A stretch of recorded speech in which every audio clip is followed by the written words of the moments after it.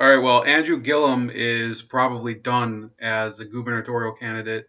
By the way, his one of his top campaign people, Jeff Miami, has blocked me on Twitter because he honestly is probably one of the sourest, most bitter people, and he can't accept that.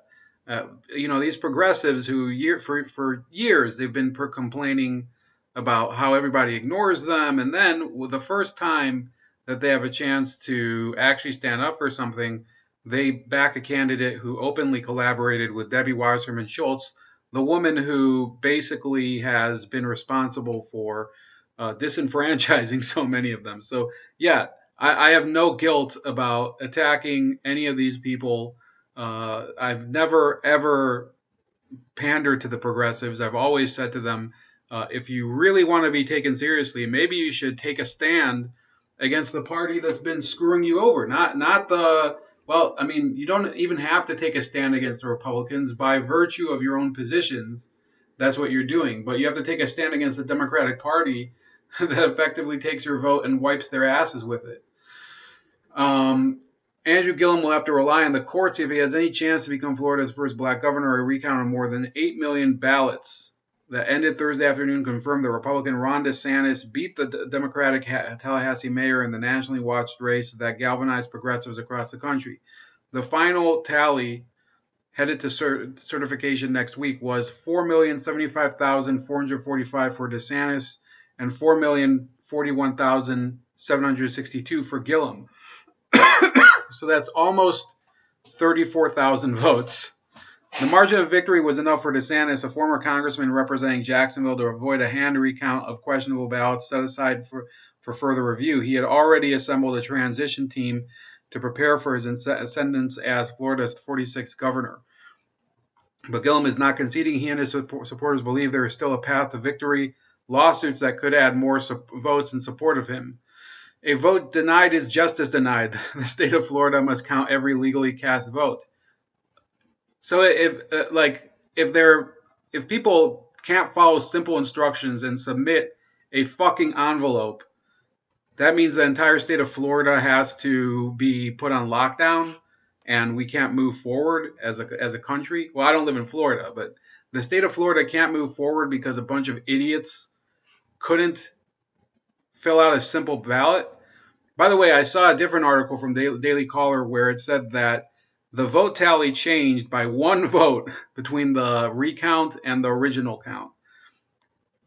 As today's unofficial reports and recent court proceedings make clear, there are tens of thousands of votes that have yet to be counted. We plan to do all we can to ensure that every voice is heard in this process. Voters need to know that their decision to participate in this election and every election matters. It is not over until every legally cast vote is counted. The deadline for the recount was 3 p.m. Eastern Standard Time Thursday, but Palm Beach County, a Democratic stronghold, did not complete its recount. It was the only one of Florida's 67 counties that failed to do so. A lawsuit filed by Democrats could find more votes for Gillum there, for example. After Election Day, DeSantis led Gillum by fewer than 34,000 votes, or a margin of 0.409%. At the time, the race was one of three under a statewide mandated recount. Margins in the Senate and the state's agricultural commissioner were also under the 0.5% margin needed to automatically trigger a machine recount. After the recount, the margin barely changed. Gillum, 39, had attracted a national following as he sought to make history. Potential 2020 presidential candidates Joe Biden and Senator Bernie Sanders of Vermont campaigned for him, and he was often featured on national news shows after he scored an unexpected win in the Democratic gubernatorial primary in August. But he was continually dogged by ethical issues, including his acceptance of tickets to the hit Broadway show Hamilton, a lavish trip to Costa Rica with lobbyist pals, and a fundraiser underwritten by an undercover FBI agent. The victory by DeSantis, who is at 40, an ardent supporter of President Donald Trump, keeps the governor's mansion in GOP hands where it has been since 1999. So yeah, that's a long time. I don't even remember who was the last Democratic governor of Florida. Let me see who that was later. So you have the Black Caucus. This is another thing. So that now progressives are kind of, I think a lot of progressives are despairing over this useless fight over Andrew Gillum. And by the way, also Bill Nelson, the Democratic senator, who is his time is also running out. And they need to, you have to understand, I don't think that there are 13,000 votes to overturn the Senate race and 34,000 votes to overturn the gubernatorial race, but we'll see. Because, well, the gubernatorial race, apparently there is, the path to victory is pretty much done. So it says here, Black Caucus members back Pelosi for Speaker over their former chair. Influential Democrats in the group aren't willing to endorse Marcia Fudge. Marcia Fudge over here from Cleveland, Ohio. Lawmakers in the Congressional Black Caucus back Nancy Pelosi for Speaker over one of their own members, Representative Marcia Fudge, a bad sign for the former CBC chair who's considering a challenge to the California Democrat. By the way, she would, for the record, I think it shows how pathetic and useless the caucus is, because they don't actually, they always are effectively a vote for the Democratic establishment. They don't really change anything. They don't do anything that's really going and presenting themselves as a different perspective within the Democratic Party. This Congressional Black Caucus is effectively an instrument of the Democratic leadership, including Nancy Pelosi, including whoever the president is at the time, whether it's Bill Clinton or Barack Obama. They're just a Democratic group of Black representatives that vote for the Democratic leadership. If they were a serious organization and actually promoted a distinct agenda, maybe the people would respect them more. The CBC has been spoiling to elevate a group member into one of the top two positions in Democratic leadership for years, with current CBC chairman Cedric Redmond writing as recently as 2 weeks ago that having a Black speaker or majority leader was a top priority. But in interviews with 8 CBC members about Fudge's possible bid for Speaker, all but 2 members said they would back Pelosi over Fudge. Yeah, it doesn't. You know what? I'll say this too. As bad as Nancy Pelosi is, Marcia Fudge has done literally nothing. I think she's been in office since 2008. She came into office because the previous representative, she's actually my congresswoman.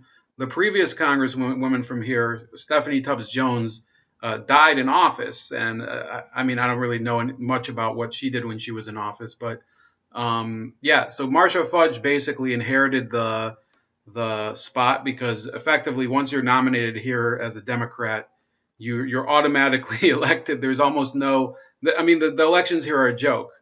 Other CBC members on Thursday tweeted or put out statements of support for Pelosi, including Representative Jim Clyburn, Democrat of South Carolina, the most powerful African American in the House and a close friend and ally of Fudge.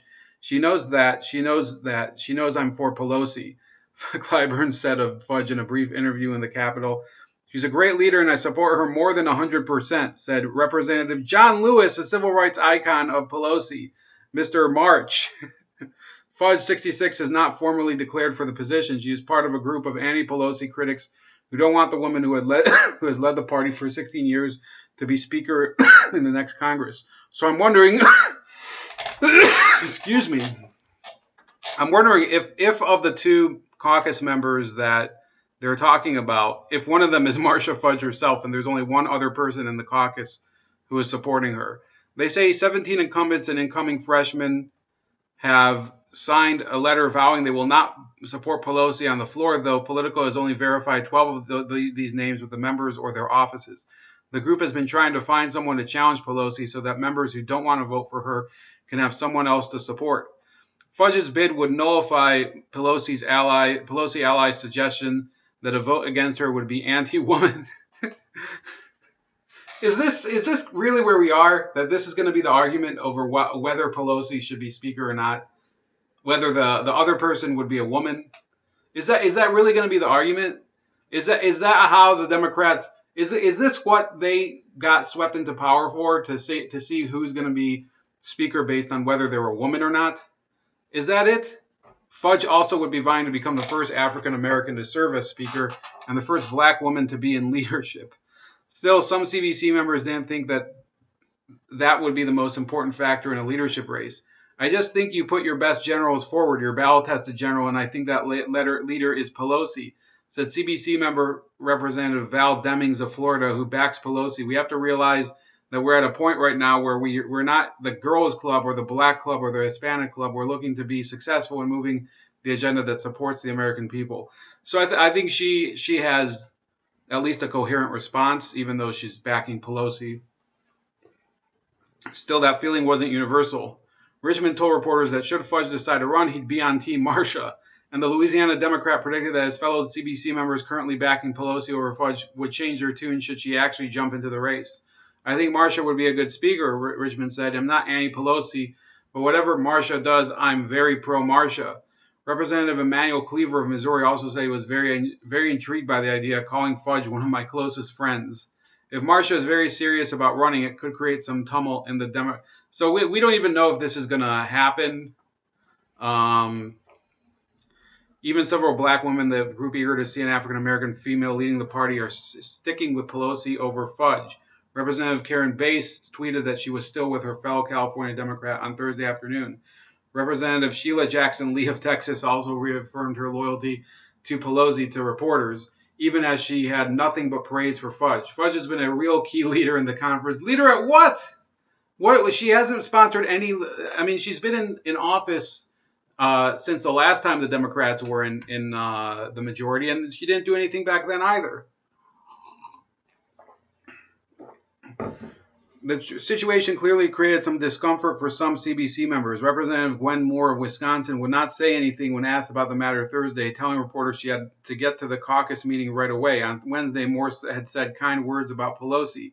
Representative Hakeem Jeffries of New York, who is currently running for caucus chair, wasn't so shy, declaring, I continue to support Leader Pelosi. First elected in 2008, Fudge was a mayor in Ohio, and I think she was mayor of a city here that currently has the worst school system in the state, if I'm not mistaken. Okay.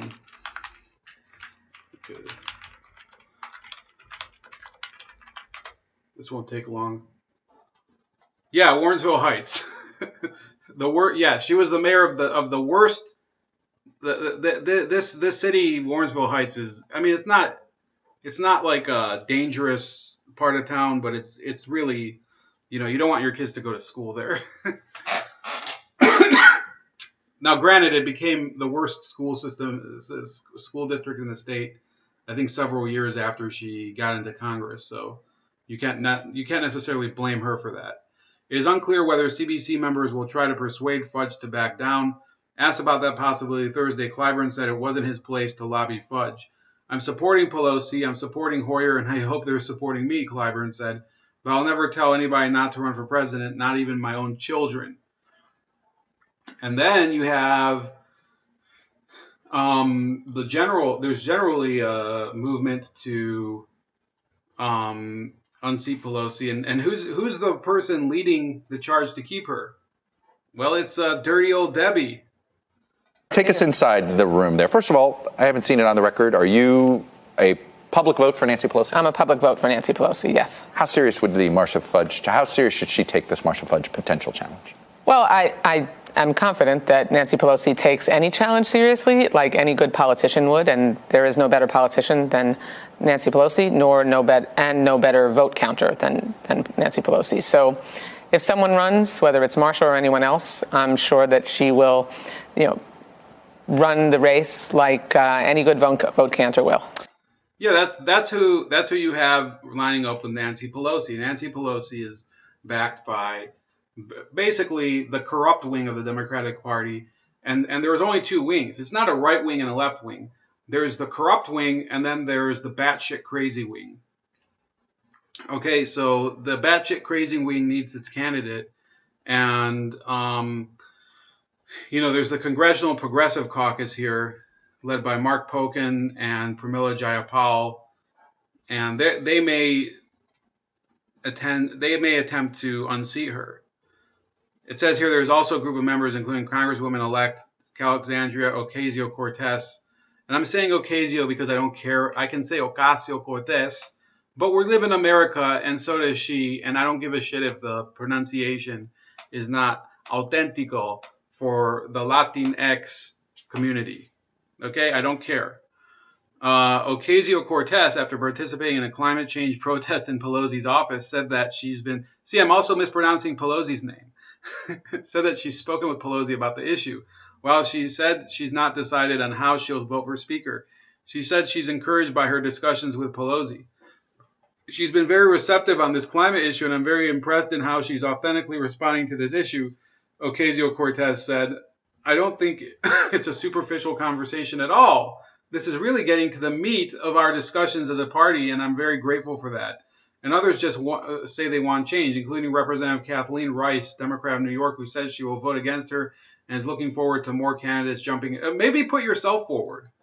If nobody will stand, you have to stand too. The reason these people won't stand is because they're afraid if Pelosi becomes Speaker, and then there's various earmarks that need to be given, which is what really the Democrats want to do. They want to bring back earmarks for congressional districts. That her district will be cut out. It's nothing personal on any of the leaders we have. They've been great, but they've been there for 16 years, and it's time for a new generation of leaders to take over, Rice told reporters. Still, Pelosi is exuding confidence. I have overwhelming support in my caucus to be Speaker of the House, she said Thursday. I happen to think at this point I'm the best person for that. 11 labor unions, including the AFL-CIO and the United Steelworkers, have announced their support for her. So these disgusting unions who they didn't get shit from Obama for 8 years. Basically, he helped drive manufacturing out of the country. Yes, he did. Those of you saying, "Oh, well, he helped bring the economy back to recovery." Yeah, that wasn't the manufacturing economy though, and I know that because I saw how things changed after 2016 in terms of the manufacturing. The difference. I was applying for jobs in 2016 because I was basically finishing up a long temporary internship. So I was looking for jobs at the time, and as the administration changed, you just saw this boom in manufacturing jobs for people like me, like engineers.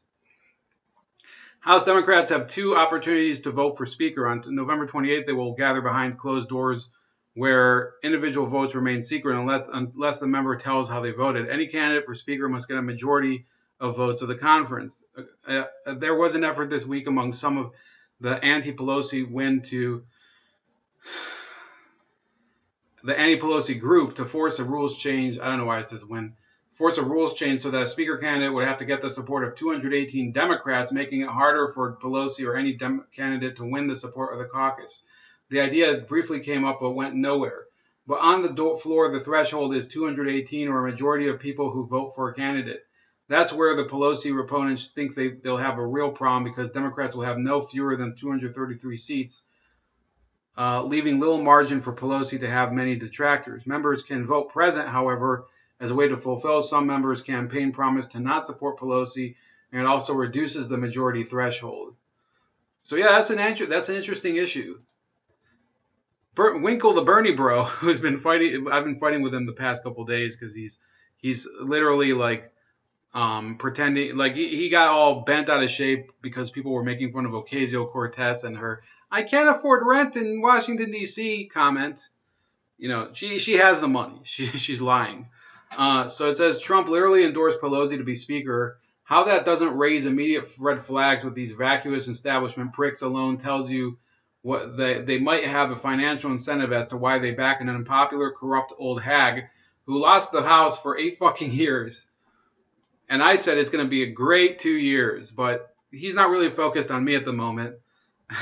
This person says, who's uncivil? Harley Payton.